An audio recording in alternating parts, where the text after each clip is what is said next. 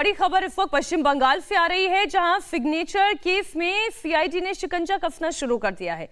कोलकाता के हरीश मुखर्जी रोड पर अभिषेक बनर्जी के घर सीआईडी की टीम जांच के लिए पहुंची है। पश्चिम बंगाल विधानसभा में विपक्ष के नेता के तौर पर शोभनदेव चैटर्जी को प्रपोज करने वाले डॉक्यूमेंट पर कई तृणमूल एमएलएस के जाली हस्ताक्षर के आरोपों को लेकर शुरू हुआ ये विवाद। विधानसभा की तरफ से पुलिस में शिकायत दर्ज कराई गई थी। सीआईडी अब सिग्नेचर वेरिफिकेशन के लिए उनसे पूछताछ शुरू करने के लिए पार्टी के बड़े नेता और विधायकों के घर जा रही है और इसी के तहत सीआईडी की टीम अभिषेक बनर्जी के घर भी पहुंची। तो अभिषेक बनर्जी तो वहां पर मौजूद नहीं थे, कुणाल घोष के घर पर अभिषेक बनर्जी की मौजूदगी थी। तो ये बड़ी खबर हम आपको दे रहे हैं और सवाल ये है कि क्या अभिषेक बनर्जी के लिए मुश्किलें खड़ी हो चुकी हैं? सरकार बदलने के साथ साथ अब उनके ऊपर अलग अलग मामलों में शिकंजा कसता दिखाई दे रहा है। हमारे सहयोगी ओंकार सरकार जुड़े हुए हैं। ओंकार, अभिषेक बनर्जी है कहां? सीआईडी किस पर्पस से गई थी और क्या गिरफ्तारी करने का इरादा है सीआईडी का? देखिए, अभिषेक बंदोपाध्याय के घर पर आज सीआईडी की टीम पहुंची। उस समय पहुंचा जब अभिषेक बंदोपाध्याय वो घर पर नहीं थे, वो कुणाल घोष के घर पे थे, क्योंकि वो अलग अलग जगह पर आज पहुंच रहे हैं। पार्टी के कार्यकर्ता जिन्हें मर्डर करने का आरोप बीजेपी के ऊपर उन्होंने लगाया था, वैसे ही एक पार्टी वर्कर के फैमिली के साथ मुलाकात करने आज कुणाल घोष के घर पर अभिषेक बंदोपाध्याय उस समय पहुंचा हुआ था और उस समय वो घर पर नहीं था।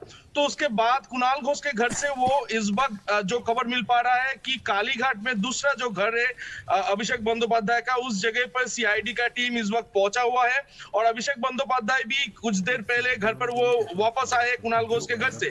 तो इस वक्त अभिषेक बंदोपाध्याय को जो पूछताछ करना है सीआईडी के टीम के जरिए, वो पूछताछ और कुछ ही देर पे शुरू होगा, क्योंकि विपक्षी नेता के लिए जो लेटर इशू किया गया था उस लेटर पे कई सारे जो विधायक के सिग्नेचर है वो सिग्नेचर कहीं ना कहीं मेल नहीं खा रहा है। तो इस मेल ना खाने के वजह से ये जांच सीआईडी के ले लिया है और सीआईडी ये जांच कर रही है।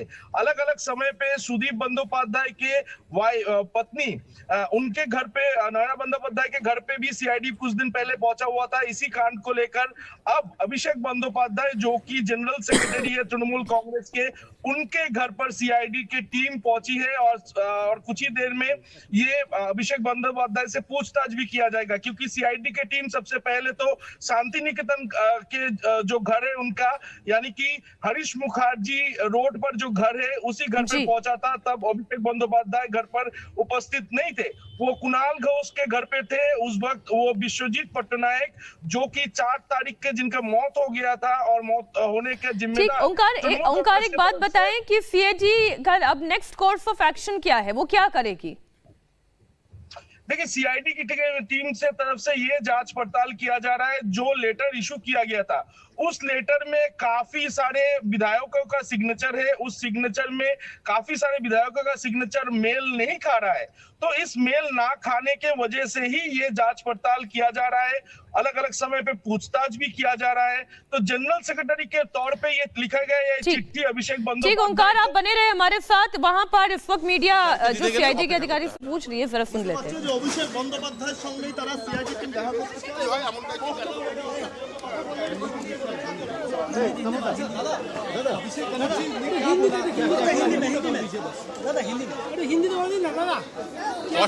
ऑफिस स्टाफ रिसीव करेगा तो नहीं चलेगा, उन लोग बोला। कौन बोला? हाँ, जो सीआईडी साहब आया था रिसीव देने के लिए, नोटिस देने के लिए, वो नहीं, ऑफिस स्टाफ नहीं चलेगा। साहब को चाहिए तो साहब बाद में आएगा, जरा तो इंतजार करना पड़ेगा, अपेक्षा करो। Okay, thank you. ये जो व्यक्ति है जो अभी मीडिया को जवाब दे रहे थे, ये अभिषेक बनर्जी का स्टाफ है। सीआईडी की टीम जब यहाँ पर अभिषेक बनर्जी से पूछताछ के लिए पहुंची तो अभिषेक बनर्जी अपने घर पर नहीं थे, वो कुणाल घोष के घर पर थे। तो सीआईडी की तरफ से ये कहा गया कि केवल अभिषेक बनर्जी से ही बात करनी है और जो भी रिसीविंग है केवल उन्हीं को हो सकती है, उनके स्टाफ को नहीं हो सकती।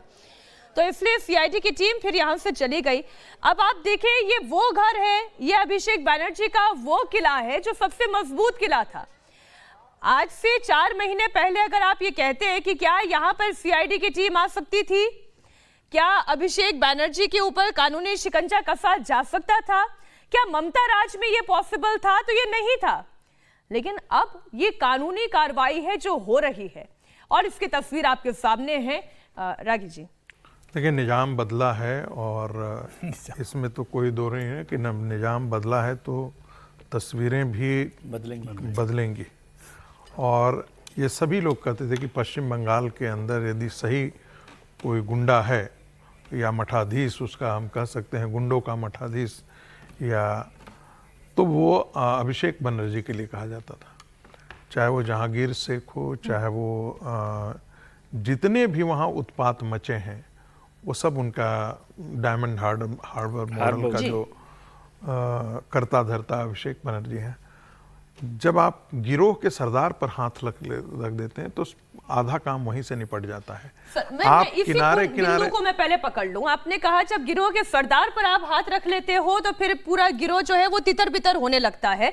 वो तितर बितर होता हुआ दिखाई दे रहा है क्योंकि ये जो सीआईडी यहाँ पर पहुंची है इसके पीछे की कहानी भी ये है कि जब ये बात सामने आई कि भाई क्या टीएमसी इंटैक्ट है, उनके सभी विधायक उनके साथ जुड़े हुए हैं, तो बकायदा हस्ताक्षर एमएलएस का वो रखा गया।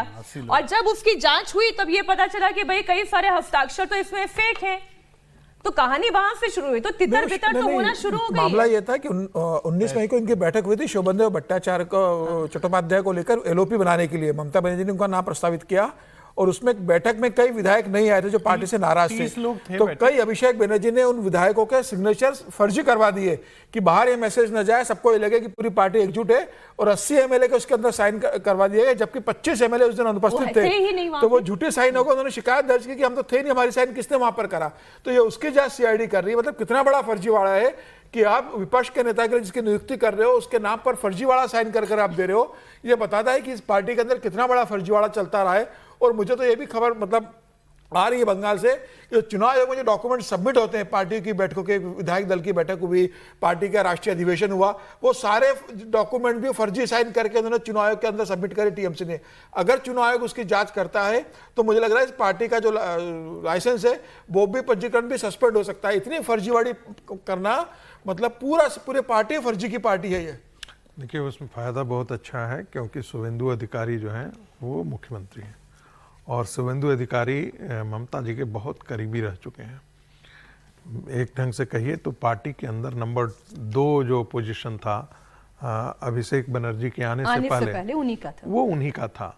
और वहाँ से जब वो छिटक करके भारतीय जनता पार्टी में आए तो हेमंत बिस्व शर्मा को जैसे बहुत संबंध है कांग्रेस पार्टी के अंदर। और आपने देखा होगा कि चुनाव के अंतिम दिनों पर बहुत सारे कांग्रेस के लोग जो है वो अपनी पार्टी छोड़ करके राज्यसभा और छोड़ करके भी आकर भारतीय जनता पार्टी जोड़। वैसे ही यहाँ पर जो है जितने भी इनपुट मिल रहे हैं वो सारे के सारे टीएमसी से शुभेंदु अधिकारी को इनपुट मिल रहे हैं। और ये यदि अंदर की बात खबर तक रह जाती जी तो फिर सीआईडी जाने का कोई मतलब ही नहीं बनता था। लेकिन अंदर से ही ये खबर निकल कर जा रही है कि फेक सिग्नेचर हुए हैं, इतने लोग नहीं हैं, क्योंकि जो लोग बैठक कर रहे हैं उनमें भी शुभेंदु के लोग हैं और वो लोग सत्ता का वो लाशा था जिसके कारण वो टीएमसी चिपक करके खड़ी थी।